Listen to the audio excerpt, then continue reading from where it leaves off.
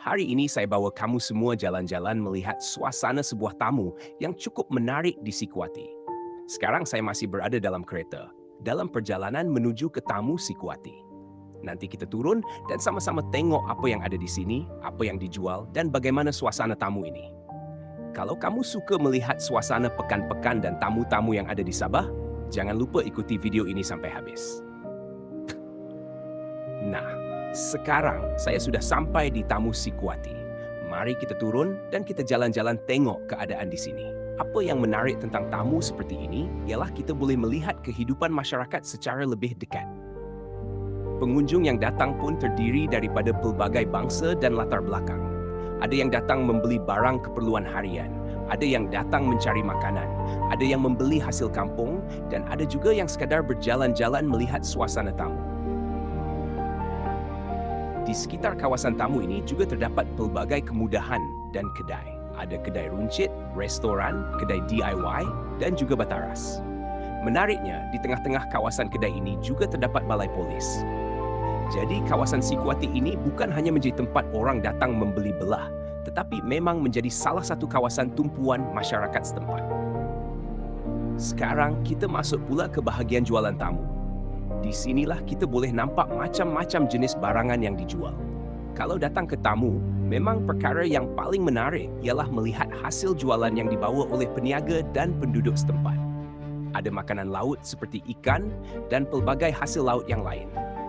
Ikan-ikan segar seperti ini memang menjadi antara barang yang dicari oleh orang ramai kerana boleh terus dibawa pulang untuk dimasak.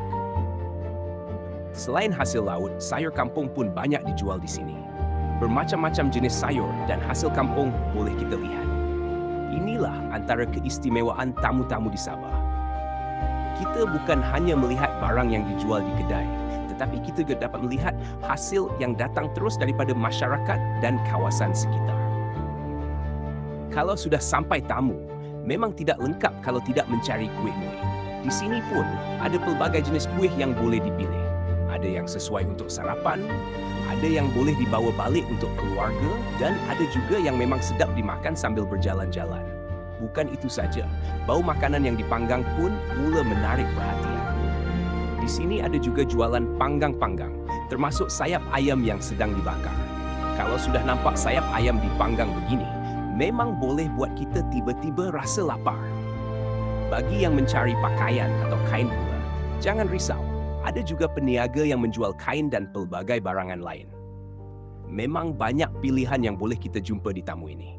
Daripada makanan, hasil laut, sayur kampung, kuih muih, makanan panggang, kain, dan pelbagai keperluan lain, semuanya ada di sekitar kawasan tamu. Dan yang paling menarik untuk saya tunjukkan ialah suasananya. Ramai orang datang dan pergi. Pengunjung pula berbilang bangsa, masing-masing dengan urusan sendiri. Ada yang membeli, ada yang berniaga, ada yang berbual-bual, dan ada yang sekadar menikmati suasana. Bagi saya, suasana seperti inilah yang menjadikan tamu-tamu di Sabah cukup istimewa. Ia bukan sekadar tempat untuk membeli barang. Tamu juga menjadi tempat masyarakat bertemu, bersembang, mencari rezeki, dan menjalankan kehidupan seharian. Kalau kita lihat sekeliling, walaupun kawasan ini tidaklah terlalu besar, tetapi cukup meriah dengan pelbagai jenis jualan. Setiap gerai ada barangnya sendiri. Setiap peniaga pula ada cerita dan cara masing-masing mencari rezeki.